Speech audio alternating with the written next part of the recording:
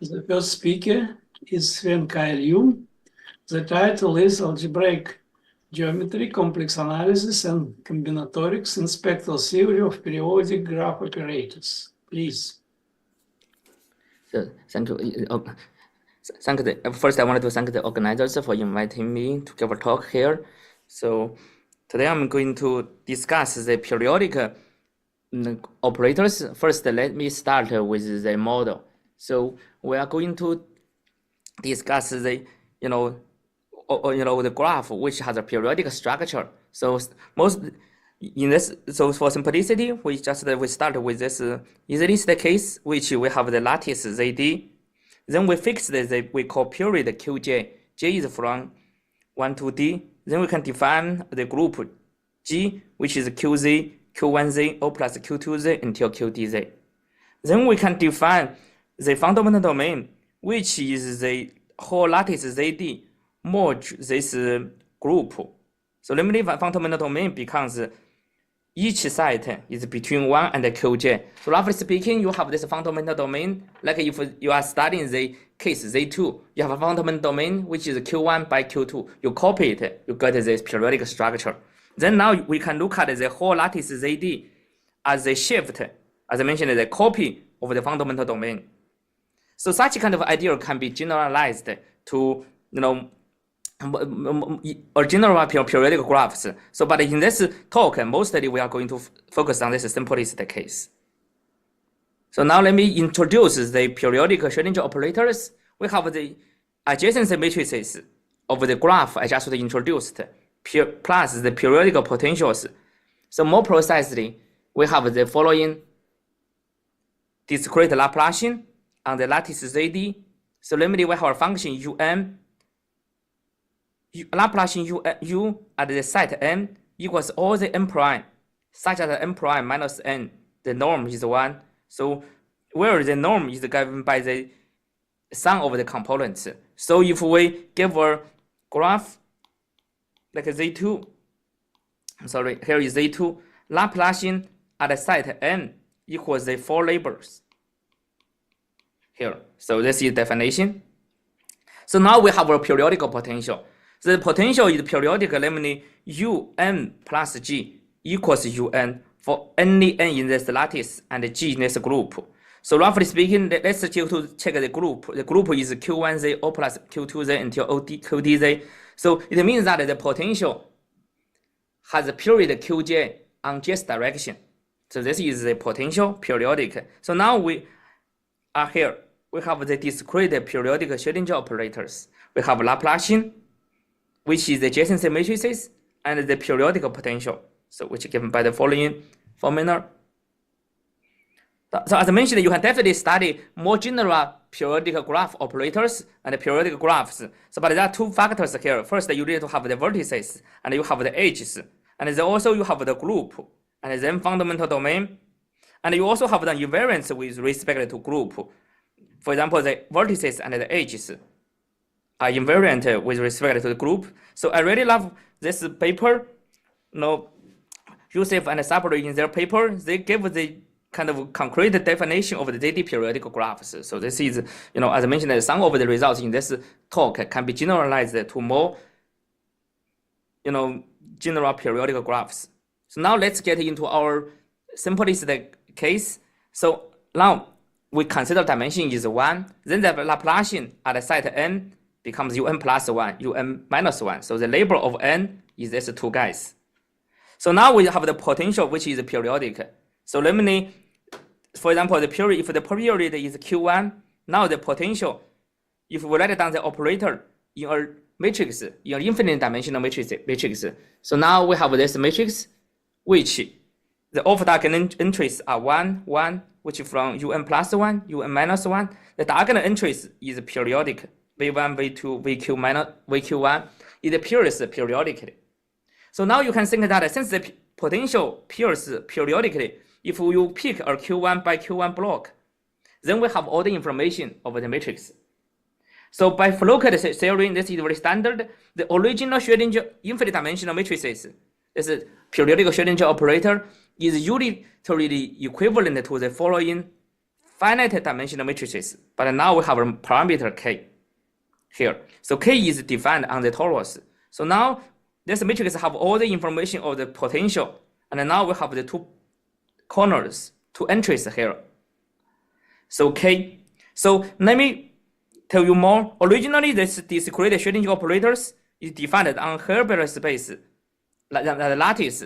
But now we have a matrix. So the direct sum of this matrix means that the Hilbert space is given by the vector valued function, and the L2 norm is given by the following, and the operation is that just this matrix multiplies the vector valued function. So now let me conclude. Before you have infinite dimensional matrix, the discrete periodic Schrödinger operators, by Fluke transform, it reduces to this finite dimensional matrices. But now we have a parameter k. So such idea can be generalized to higher dimensions. Before getting into that, let me explain to you more. So we can define the Fluke boundary condition. Namely, um plus qn equals e to pi k um. So namely, after you change the function by q1 set, you change the value of the function by a factor e to pi k. So if you write down the origin, other than the discrete Schrödinger operators, on this fundamental domain, which means n is between 1 and q1, with this boundary condition, you obtain these matrices. So you can obtain these matrices in the following way, using the Fluke block boundary condition. So now we can also use the combinatorics graph to explain, the discrete periodic Schrödinger operators. So we have the Laplacian on the Q periodic lattice. So namely, each guy, Laplacian, as I mentioned, is the guy you connect to the two labels, like adjacency matrices, like 0, 1 connected to 1 by a weight, 1 connected to 0, 1 connected to 2 by the weight 1, 0 connected to 1, 0 connected to -1. So every guy connected to the labels. This is discrete Laplacian on the lattice Z. So now we can use this, since we can understand it in this new way. So after Fluke transform, now we can understand this matrix in the following, the boundary condition in the following way in the graph. Here is the same thing. So now the guy 2 connected to 1, 2 also connected to 3 is the same thing. But however, 1 supposed to connect to 2 and 1 supposed to connect to 0. But 0 is out of the fundamental domain, but 0 and Q has this boundary condition by a factor e to pi k. So namely, 1 supposed to connect to 0, we can look at 1 connected to Q by a weight e to pi k. So namely, we can use such graph, combinatorial graphs to understand this operator with this boundary condition and this Schrödinger operators. So same thing happens at the side Q. Q is supposed to connect to Q minus 1, Q plus 1. However, Q plus 1 is connected to Q1 by this relation. So namely, Q is connected to 1 by a factor e to pi k. So now I wanted to say that this combinatorics graph, this boundary condition, and this matrix essentially are the same, which is equivalent to the unitary equivalent to the original periodic Schrödinger operators. So this is the reason why we can use tools from different areas to study this problem. So now such idea, we want to generalize such idea to the arbitrary dimension. So, but you always keep the one-dimensional case in your mind. So now let's discuss the generalization to arbitrary dimension. Now with the fundamental domain, each entry is between 1 and qj, because now our period is qj on j direction. So the cardinality of the fundamental domain is just the product of the periods. So now we can also introduce the Fluke block boundary condition. So namely, on j direction, if you change the function by qj unit, the set by qj unit, which only changes the function by a factor e to pi kj. So now you can do the similar thing like the one-dimensional case. You write down this periodic Schrödinger operators on this fundamental domain n in W. You can translate the operator with this boundary condition in a Q by Q matrices. But now this has a parameter k, which is very similar to one-dimensional case, and e to pi k appear on these two corners. But you can, by Fluke transform, the original discrete periodic Schrödinger operators is unitarily equivalent to this matrices. But now you have a parameter q, k in TD. So now I can explain to you one more, about the combinatorics graph. Now this is two-dimensional case. Let me explain the discrete periodic Schrödinger operators on the graph. Then I wanted to introduce this. I wanted to explain the matrices D sub of AK. So here is the formula.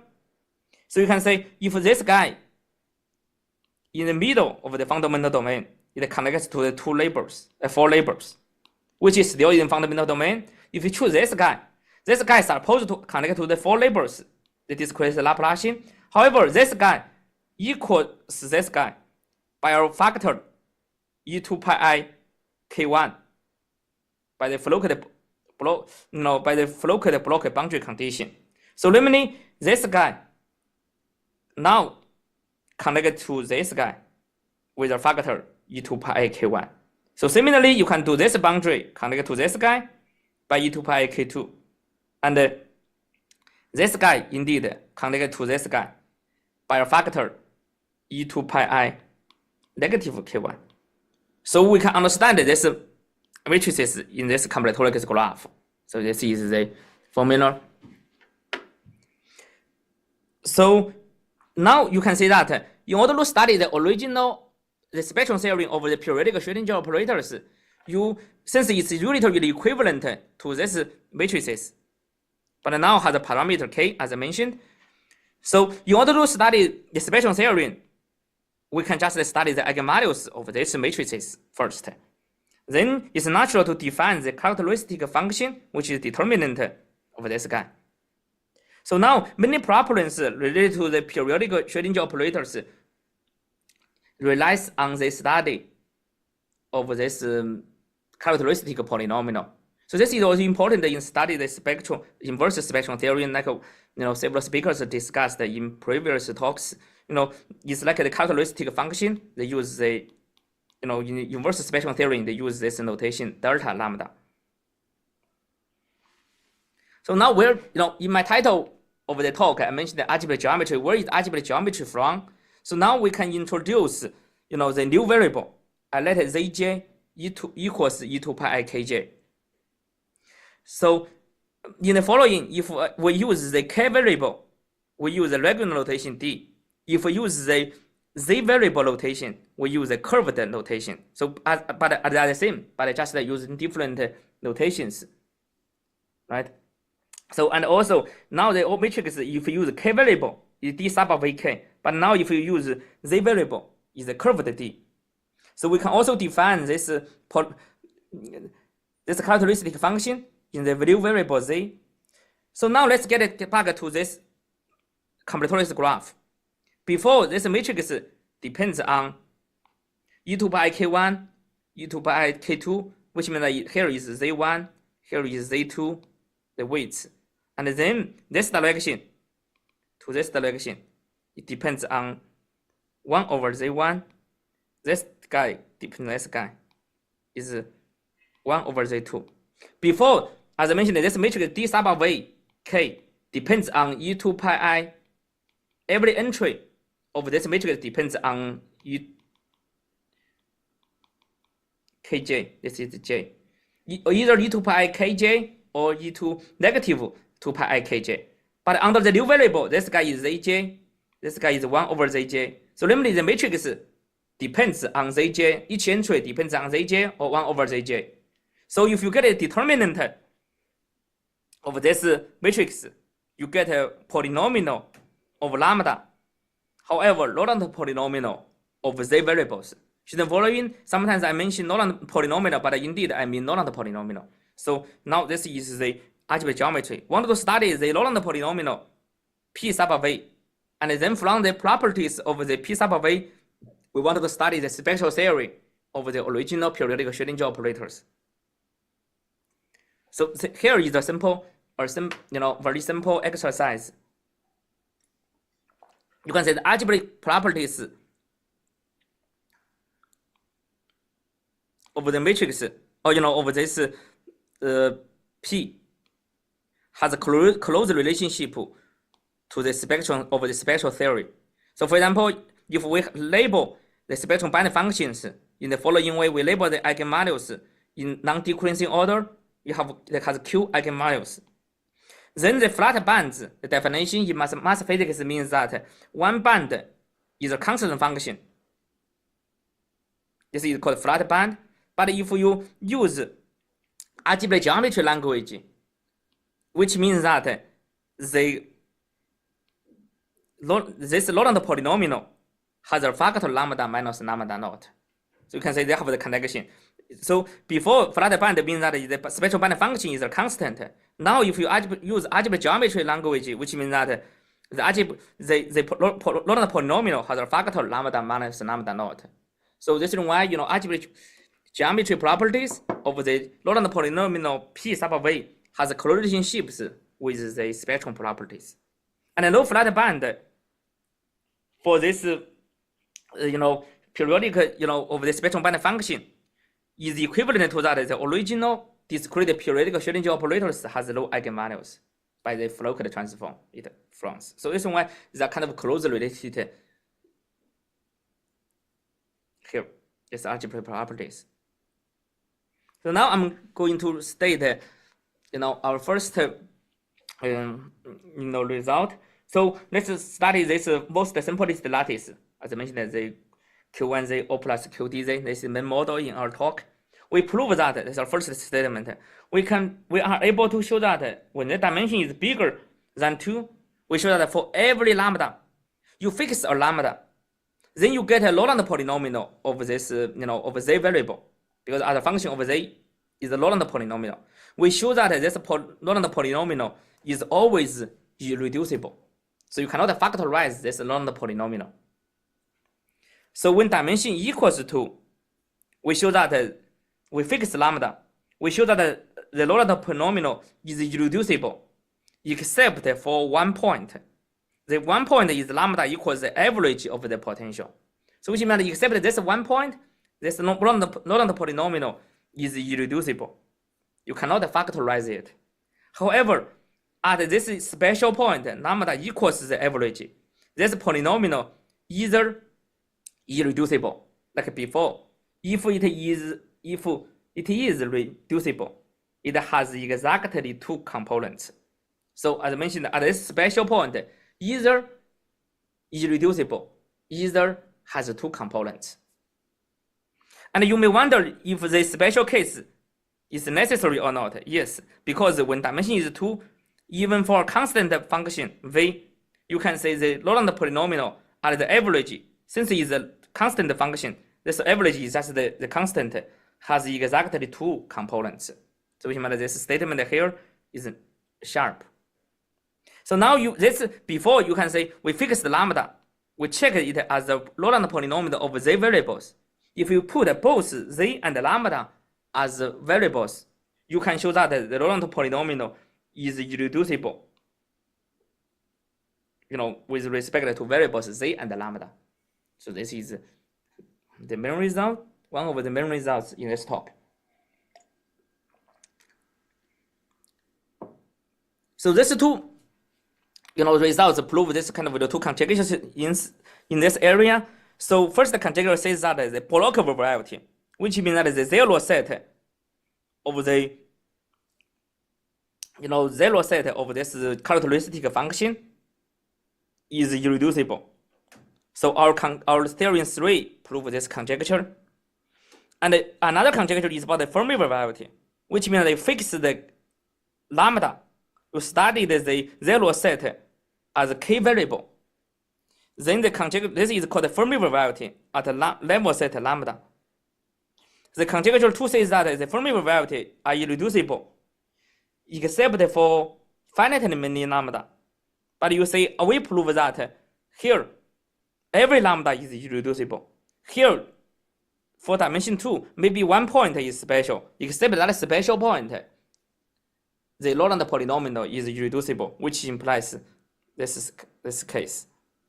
So I mentioned these two conjectures have been mentioned in many articles, starts like 30 years ago.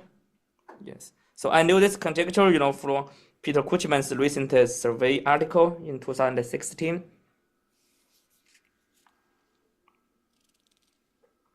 Good. So now let me talk about the previous results about these two conjectures. When dimension is 2, Bartage proved that this block of variety is irreducible.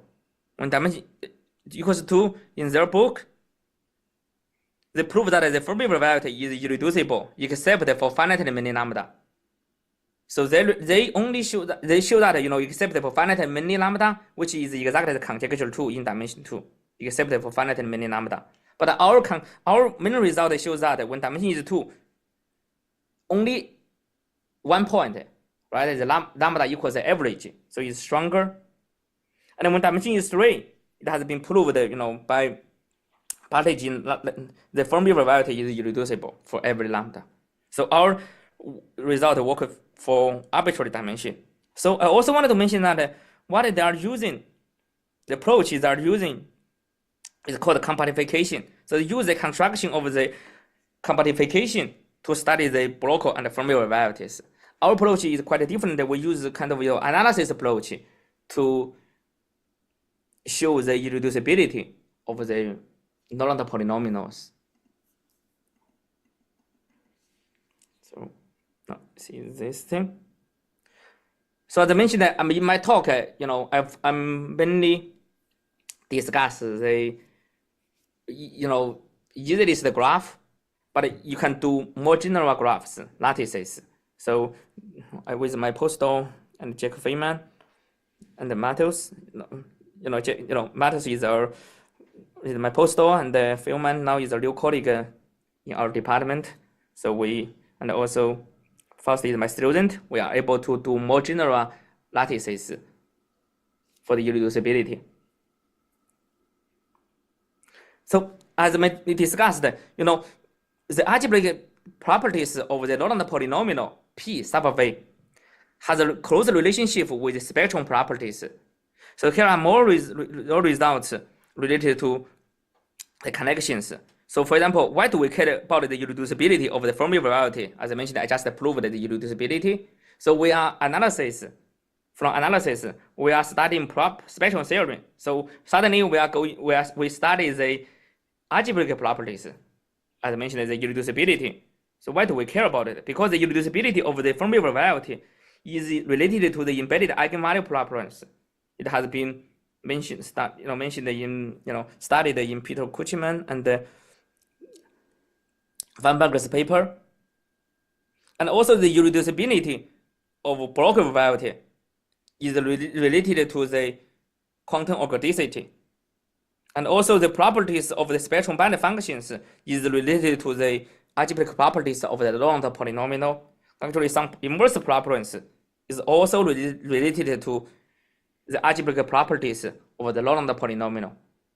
So in the following talk, I'm going to explain how to use the irreducibility of the Fermi variety, which we just present, to study the spectrum theory, to study the embedded eigenvalues problem, which we care.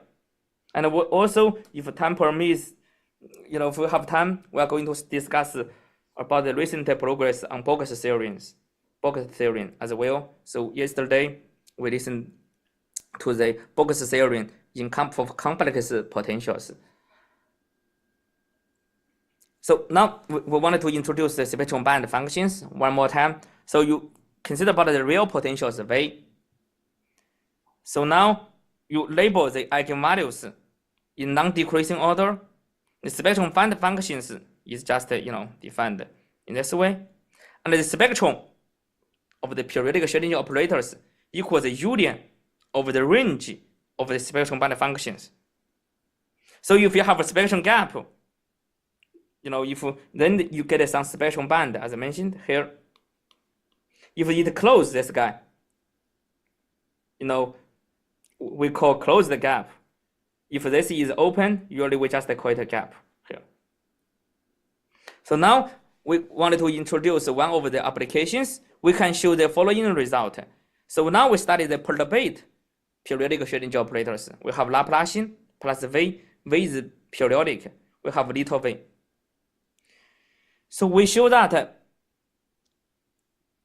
when there is no perturbation, then the original operator only has a spectrum band and also no eigenvalues. All the spectrum here are absolutely continuous. Then we are able to show that if the perturbation of the little v is super exponentially decaying, the new operator does not have embedded eigenvalues. Namely, what's the meaning of the embedded eigenvalues? Namely, for every lambda in the spectrum band, lambda is not an eigenvalue. You can say that actually under this assumption, the essential spectrum does not change. By Weil criterion, no, the essential spectrum is the same. However, it's very difficult to study if you can create eigenvalues or not. So we show that if the perturbation is super small, in a sense, super exponentially decaying, there is no eigenvalues. You cannot create a real eigenvalue. So the special case is that there is no periodical potential V. If there is no periodical potential, then you only have one spectrum band. So it's easy to show that, in this case, we could obtain the following corollary.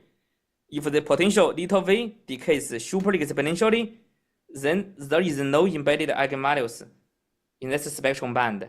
Now, since the periodic potential is zero, the spectrum of the free Laplacian is negative 2D to 2D.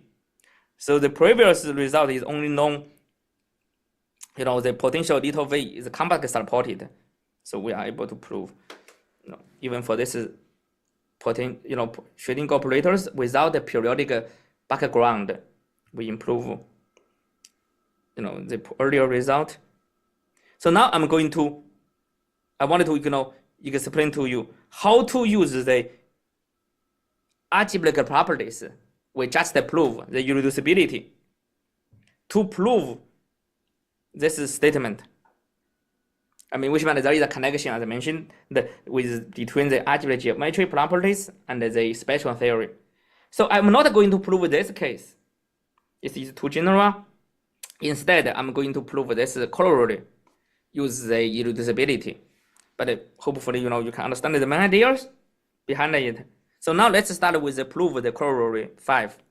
We are going to prove it by contradiction. Suppose you have a lambda in this spectrum band, and this guy has an eigenvalue. Namely, this Schrödinger operator has an L2 solution.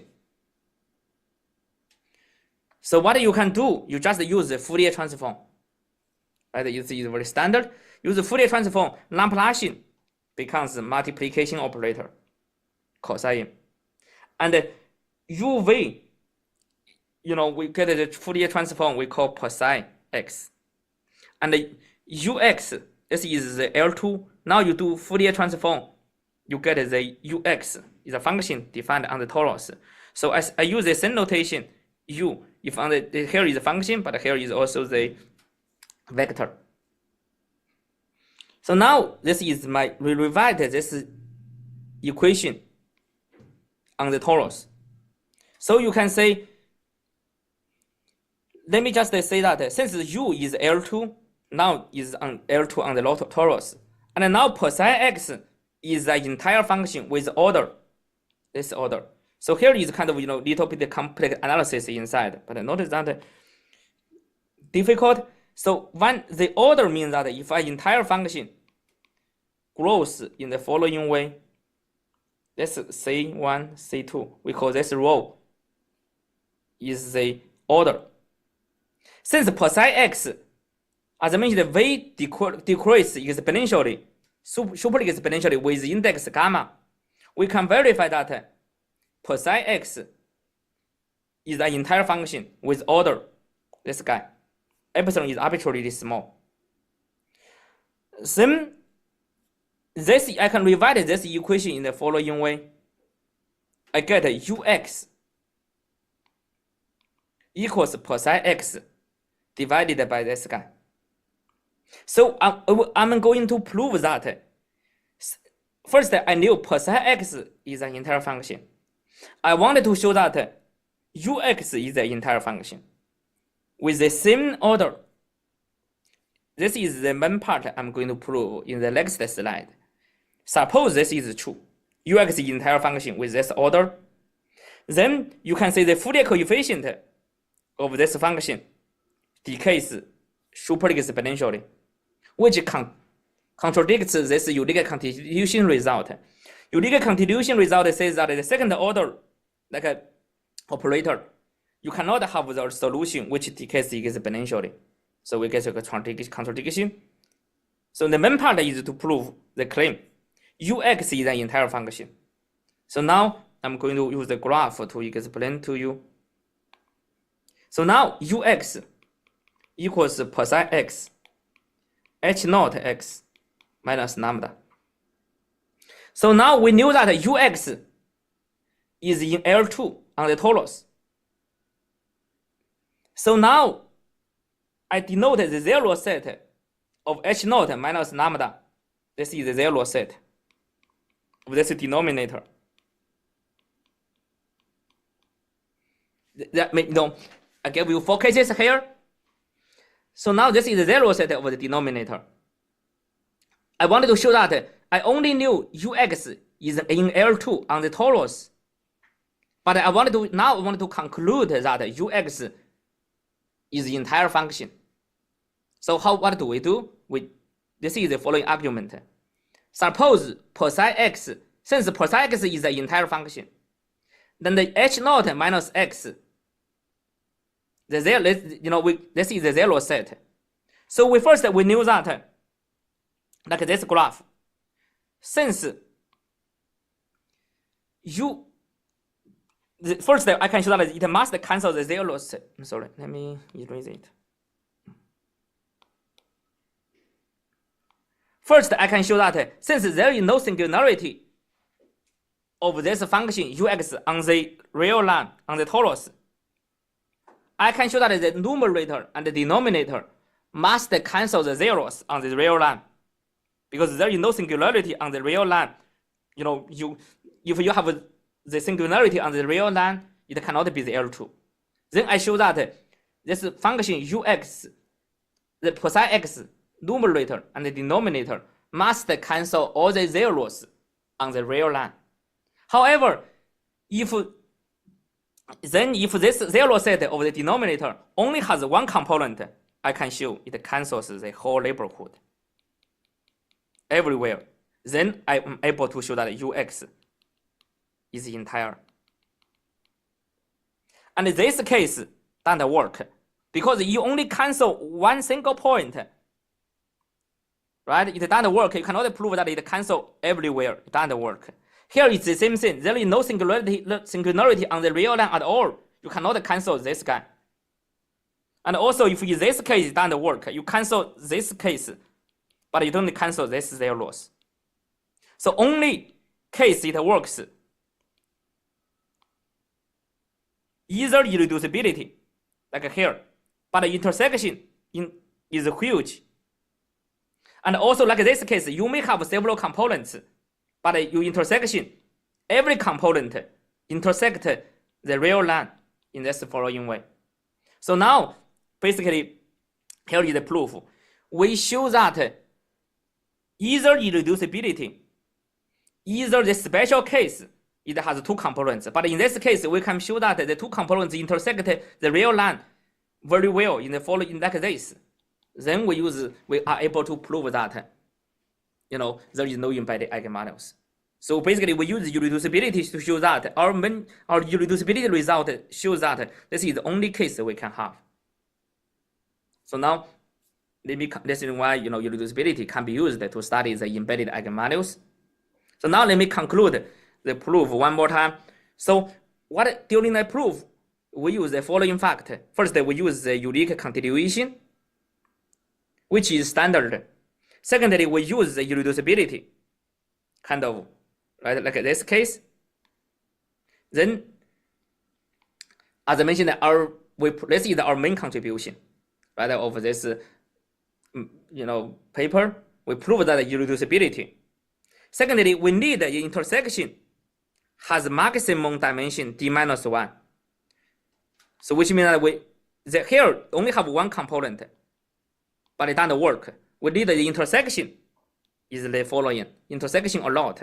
So this part is also quite standard, the third condition, which is, by a simple algebraic geometry argument. So which means that, as I mentioned, our main contribution is to prove the irreducibility. After we prove the irreducibility, combined with the two norm arguments, we are able to prove the embedded eigenvalues problem.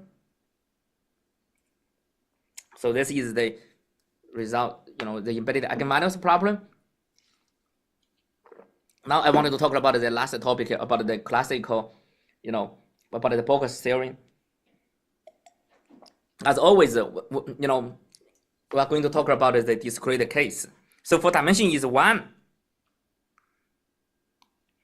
the following statements are equivalent. The potential V is constant, or this guy has no gaps for one-dimensional case. The periodic Schrödinger operators has no gaps. And here the potential is real. Like we learned from the talk yesterday, if potential V is allowed to be complex valued, it could be no spectrum gaps for non-constant potential. So for constant potential, need, as I mentioned, you can calculate the spectrum is shift of the interval negative 2D to 2D, no spectrum gaps. So the equivalent for one-dimensional case. For higher dimensions, case is not true. So overlaps in higher dimensions, spectrum band overlaps are very common. So this is called, Bessel-Sommerfeld conjecture. For the continuous, it has been studied a lot, and also for the discrete case. So what's the analog of the focus theory in the arbitrary higher dimensions? Here is one formulation we call geometric focus theory. Geometric focus theory says that now you study the block variety, which means is the zero set of the determinant. This is the matrix, as I mentioned, after the Fourier transform. Here is the characteristic function. So now, this conjecture, geometric focus theory conjecture has been mentioned in many articles. So it says that the real potential V is constant, or there exists an entire function fk such that the block variety contains a graph of an entire function. Namely, there is an entire function fk such that lambda equals fk less, is in this block variety. So which means the block variety contains a graph lambda equals fk. Fk is the entire function. And why do we have this formulation? I didn't want to get into the details, but it's very natural if you study the geometric, study the geometric of the kind of spectrum band functions. And for one-dimensional case, the geometric focus theory, as I mentioned here, is equivalent to the classical focus theory. They are equivalent. This has been proved in 2 papers. So this conjecture, as I mentioned, we refer it to as the geometric focus theory. So for dimension equals 2, here, it had been proved in the continuous case, which says that this geometric focus theory is true when dimension is 2 and the continuous case. But as I mentioned, their approach is compactification, like the irreducibility proof. So now we are wanted to state, our main one of the result about the focus theory. We prove that the conjecture is true. So namely, the real potential is a constant. The potential V is constant, or there exists an entire function fk such that the block variety has or graph contains a graph of entire function. Here K is the entire function. So this is true in arbitrary dimension. This is our proof, which works for, as I mentioned, even more. So here I want to explain a little bit more here. So here you can say our assumption is real potential. Indeed, our main theorem works for the complex potentials.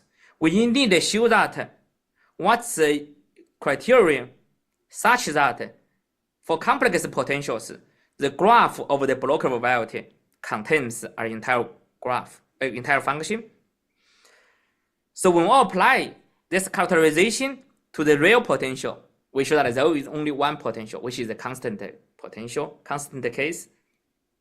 So here I wanted to basically say more. What's the advantage? One of the advantages to use the algebraic geometry to study the spectral theory is that we don't really care about the realness of the potential does not matter that much. We know that if we want to study the spectral theory, the real potential, which means that self-joint, non-self-joint operator, right? Complex potential, they're different, they're very different. However, if we use algebraic geometry, if we study the algebraic geometry properties, they don't care about the real potential or complex potential that much. So let's go back to our main result of the irreducibility result. I want to emphasize that our theorem here works for complex valued periodic potential. You don't need to be real valued, so we can prove the irreducibility. And for the original proof of Chubowitz and Bartige and so on, their setting is about is real potentials. And as I mentioned, they use combinatorics. I'm not fully sure if they can use the combinatorics approach to study complex valued potentials or not. Since I'm not an expert in combinatorics, but our result focuses for complex potentials. And for the embedded eigenvalues, let's go to this one. For the embedded eigenvalues part, I need a capital V. This guy is a periodic potential because we need to introduce spectral binary functions. In this case, realness is essential. But the little V, the perturbation, the decaying function can be complex. So this is real because we need to introduce spectral binary function here. Don't need to. So this is why, getting back to our bogus theorem, if we wanted to use the spectral gap to characterize the bogus theorem, you need a real function. However, as I mentioned, if you use algebraic geometry, use this kind of if this graph contains the entire function or not, capital V is not necessarily to be real valued. So as I mentioned, our main results actually works for complex valued potentials. We indeed show that there are Q. There are Q complex valued potentials such that the blocker variety contains an entire function, a graph of entire function. If we count all the potentials, and definitely we need to modularize some natural group actions because you shift this potentials. You don't change the graph. You don't change the blocker variety. So under some natural graph, module some natural graph groups, we show that there are exact Q complex potentials satisfy condition 2. But if we only consider the real potential, just the one complex potential. So this is the box theorem. So now I wanted to conclude, the main idea of this talk. So as I mentioned, in this talk we discussed the discrete periodic Schrödinger operators. Then since we have the periodic structures, we can by using Floquet transform, it reduces to study a matrix, but the matrix depends on the parameter e to pi I kj into pi I negative kj. However, after we change the variables, the matrix depends on zj or 1 over zj. Then we study the determinant of this matrix. If we use k variable, it's not that, it's hard to say, but instead we use z variable. Then the determinant becomes a Laurent polynomial of z. We study the algebraic geometry properties of the Laurent polynomial and use the algebraic properties of the Laurent polynomial to study the spectral theory. But when we try to establish the algebraic geometry properties of the Laurent polynomial, we choose a different approach. Before, people use the compactification to study the algebraic properties, for example, like the irreducibility. We use our kind of like more analysis approach to study the algebraic properties of the Laurent polynomial. And then we combine the spectral theory and some complex analysis. And also, in some sense, we can use, as I mentioned, they have the natural combinatorics graph structure there. We can sometimes use the combinatorics together to study the spectral theory. So this is the, philosophy here. So this is the last of my slide. Thank you for the attending. Thank you very much for your interesting talk. Please, any questions? Well, I have a question.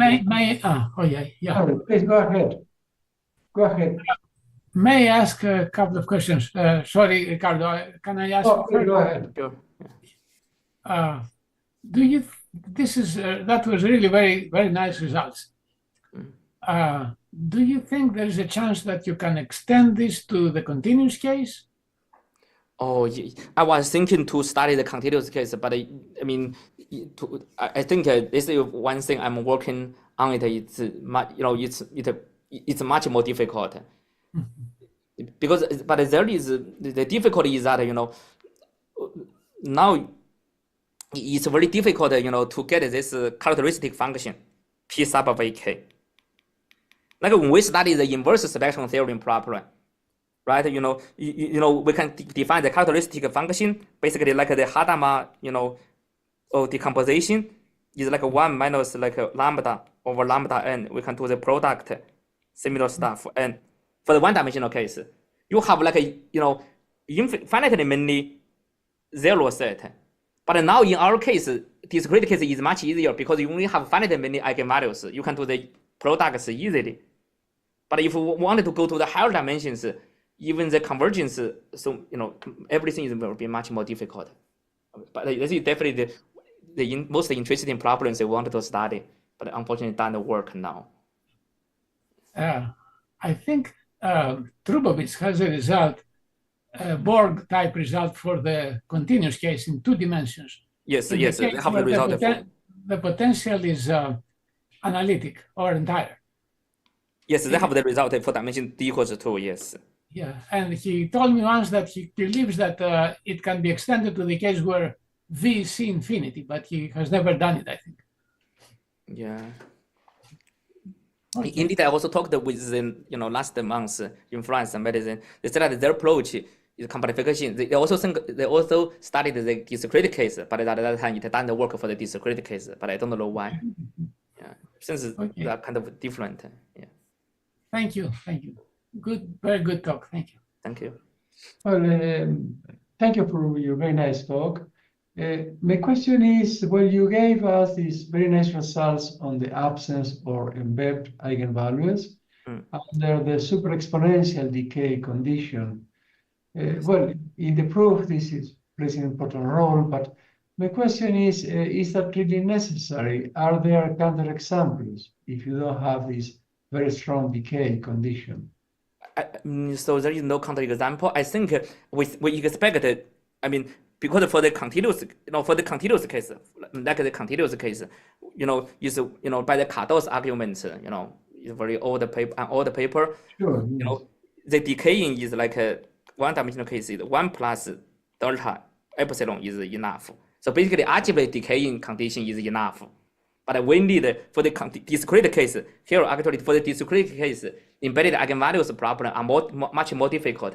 Now we need the super exponential decay, which personally I think is too strong. I expected that, algebraic decaying condition is optimal, like k is super large is enough, but we couldn't know how to do it. Yeah. Okay, well, thank you. Thank you. More questions? If not, let us thank the speaker for the nice talk. Thank you very much. Thank you. And now we have a break, 25 minutes. Well, let me make I think Vasilis wishes to say something. Oh, no, sorry.